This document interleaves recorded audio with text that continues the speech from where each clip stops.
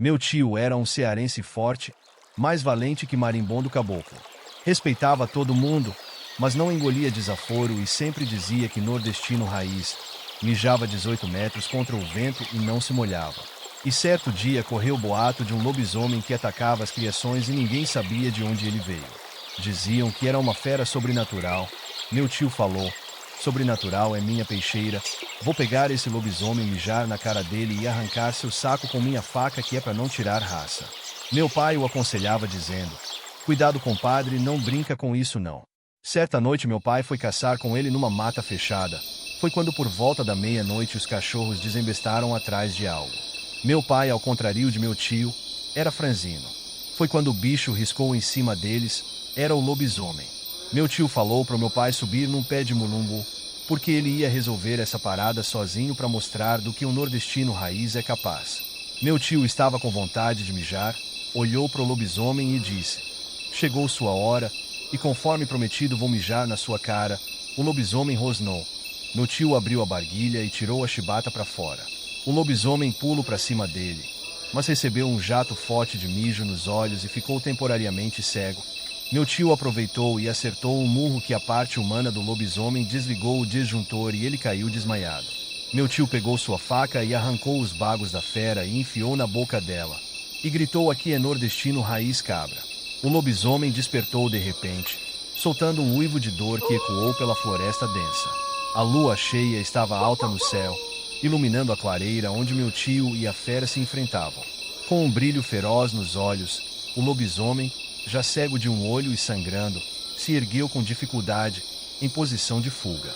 Sentindo que havia falhado em seu ataque, virou-se bruscamente e disparou pela mata, com o rabo entre as pernas.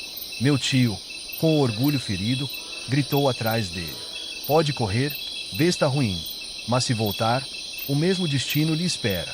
Vou caçar até o último dos seus fios de pelos, desgraça ambulante.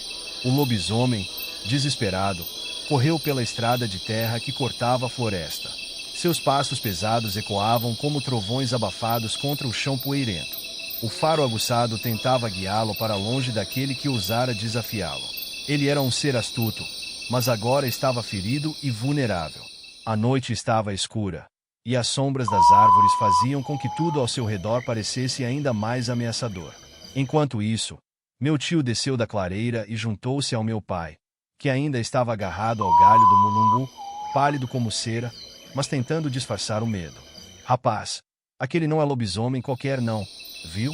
Meu pai disse, com a voz ainda trêmula. Tinha alguma coisa de humano nele. Meu tio, ainda com a faca ensanguentada na mão, olhou para a trilha que o lobisomem havia seguido. Tem mais que isso, compadre. Esse aí é algum infeliz amaldiçoado daqui da região. E eu vou descobrir quem é ele. O dia seguinte amanheceu em um silêncio tenso no povoado. As histórias sobre o lobisomem corriam de boca em boca. Todos estavam temerosos, mas curiosos, com o que poderia acontecer depois daquele confronto. Meu tio passou o dia conversando com alguns moradores, tentando encontrar pistas de quem poderia ser o homem por trás da besta. Cada palavra era analisada, cada comportamento suspeito, observado. E foi ao entardecer, no bar da cidade, que ele encontrou o primeiro sinal. Um homem, conhecido na vila como Zé Tobias, estava sentado no canto do bar, pálido e com um ar visivelmente perturbado.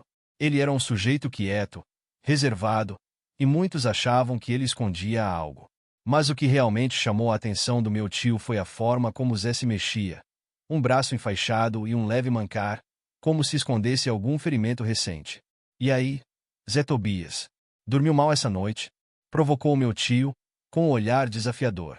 Zé tentou disfarçar, rindo, mas a risada foi forçada. Dormi, sim, só um corte de ontem à noite, respondeu, desviando o olhar, claramente incomodado. Meu tio sabia que estava no caminho certo. Decidiu, então, testar a reação de Zé. O que você faria, se desse de cara com um lobisomem? Perguntou, com uma falsa tranquilidade. Zé, nervoso, engoliu seco e respondeu sem convicção. Eu fugiria, claro. Quem teria coragem de enfrentar uma coisa dessas? O silêncio caiu entre eles. Os olhos de meu tio brilharam com uma astúcia feroz. Ele sabia que não precisava de mais palavras, Tudo estava nas entrelinhas.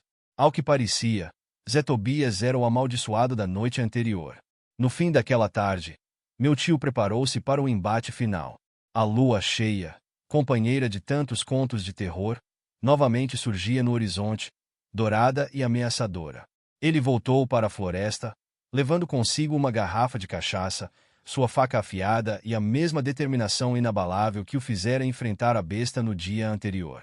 Ao chegar à entrada da floresta, ele avistou Zé Tobias, cambaleando e tentando se afastar discretamente. O confronto era inevitável. Achei que ia fugir de novo. Zé, meu tio gritou. Zé se virou e, por um momento, seus olhos brilharam com o mesmo reflexo animalesco da noite anterior. Ele respirou fundo e, então, com um brilho de resignação, murmurou: Eu não escolhi isso, homem. Essa maldição caiu sobre mim, e eu não sei como me livrar dela. Meu tio, no entanto, não era de sentir pena. Em sua visão, uma fera era uma fera, e maldição ou não, ele estava determinado a acabar com aquilo. Zé, tentando ganhar tempo, implorou: Deixe-me fugir. Não tenho controle quando a lua está cheia, mas não quero fazer mal a ninguém. Você viu o que eu passo. Mas meu tio não o escutou. A lua, agora completamente visível, começou a projetar seu brilho intenso pela floresta, e Zé começou a tremer incontrolavelmente.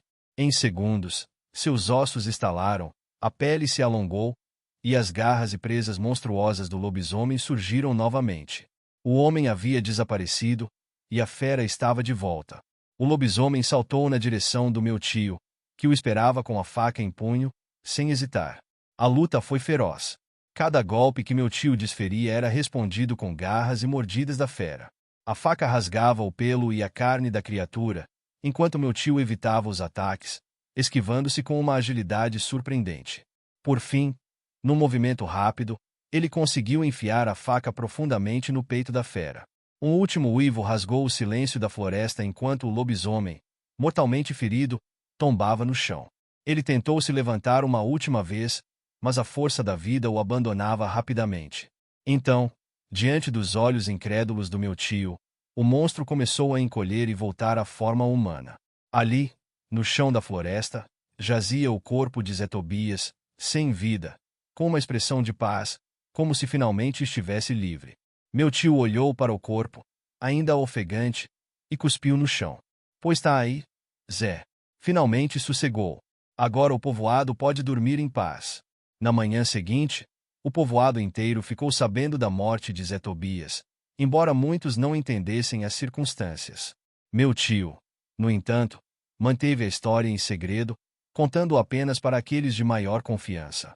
Ele sabia que poucos acreditariam no que realmente aconteceu naquela noite de lua cheia. O povoado voltou ao seu ritmo tranquilo, mas as histórias sobre o lobisomem nunca morreram.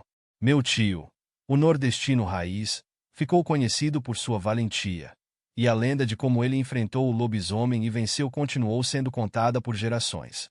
Agora se inscreva no canal e deixe o gostei se não vou atrás de tu, cabra.